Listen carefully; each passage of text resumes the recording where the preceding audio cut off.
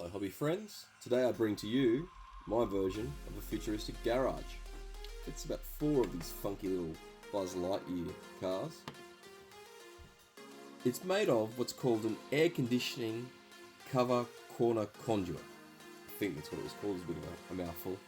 I found it on the back wall on Bunnings just as I was strolling along, and it literally cost a couple of dollars. And I thought, I'll have that and put my spin on it, and I thought you guys would like it too. So follow on to see how I make it. My inspiration for this build are those old arched prefabbed buildings, often warehouses or accommodation that were from World War II that you see around the place, often left over in some pretty obscure places. I imagined something of a prefabbed nature in a sci-fi setting where colonists could rock up on a world and just quickly either form in place a concrete style structure, or have them stacked up on a ship and just drop them down ready to go. On the side, I attached a cupboard vent as a vent essentially for the garage, and on the other side I started building a ladder. To make the ladder, I chopped up these plastic strips that I had sitting in my bits drawer and used them as rungs on the side of the building. I have no idea where those plastic strips come from, but I'd love to find some more. I then chopped up the leftover bits of a kid's toy to make the ladder rails going up to the top. Don't forget, when you're doing unsupported bits stuck onto bits like this with plastic, the use of baking soda as an accelerant for the super glue, and it also creates a bit of extra structure around where the attachment point is to make it really stick. Here, I grabbed a Starship door from my Mantic Games terrain crate box, and I cracked out my Tamiya razor saw for the first time. My goodness, did it do a fantastic job chopping off the back of that door. Easily my new favourite crafting tool. Always remember to get rid of those mold lines.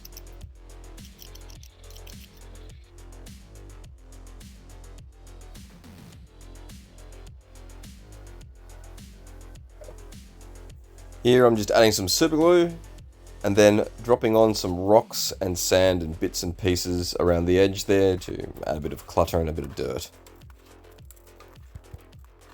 In the grimdark future, it can't be that clean after all. Before priming, I decided to add a few extra bits and bobs, like an old skull, some corrugated iron sheets, some piping, and an old wheel. I also added a little checker plate step tread plate for the top of the ladder getting onto the roof. I then primed it all with the Dulux Duramax clear plastic primer. I then followed this up with some Citadel grey sear and some Chaos black around the bottom and underneath. To add to the patchiness of the concrete, I grabbed out a few different browns and greys. These included a few different things like some olive drab, stone grey, browns, German grey, etc. I then grabbed a sponge brush and just smooshed it all over. I also got my stippling brush out as well and made sure it got right into all of the corners. This is a step that you don't have to do, but I find it gives a very nice subtle mottled effect like you see in real concrete after you've finished.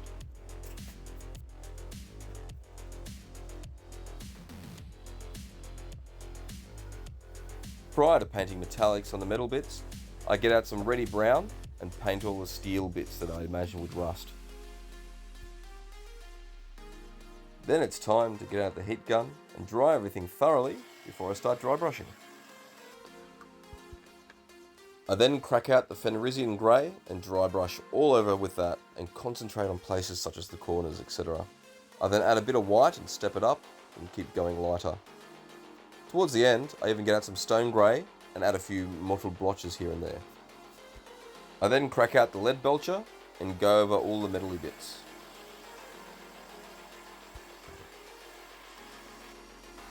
Once thoroughly dry, I crack out the Tamiya masking tape and then add a nice tealy green stripe around the building. I work my way up lighter in the colours and wet blend each layer on the way. Find the masking tape lets you experiment more with your wet blends and not worry too much about going over where you don't want to go. Time for the satisfying masking tape pull.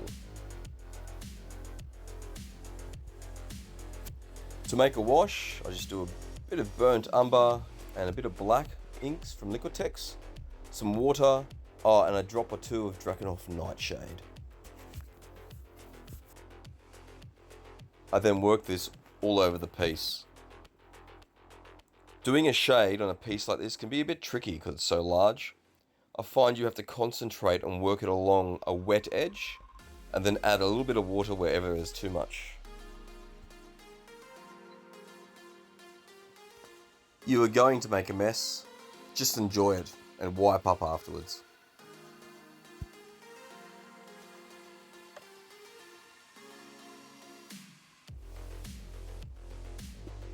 Once dry, I come in with a light dry brush just to give it a little bit of a lift and highlight.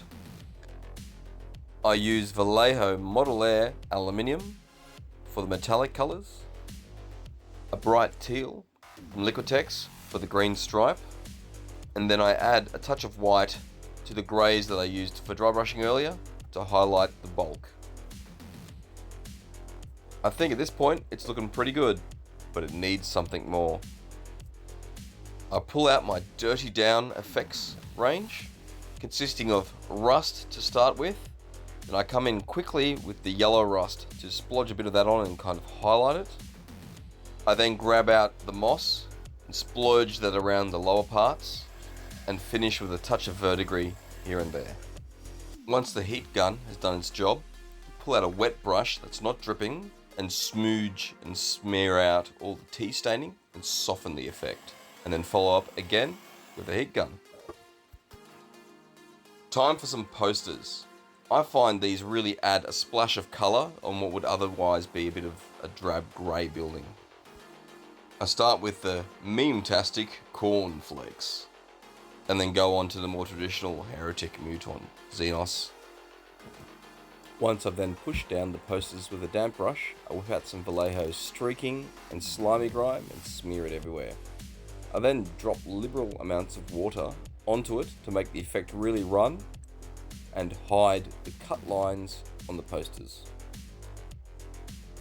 I then finish off by getting some various reds and browns and mix them together to make a gory mess, and using a toothbrush flick them up the side, and then put some bloodied footprints running back to the door around the corner as if someone's been shot and run back for hiding.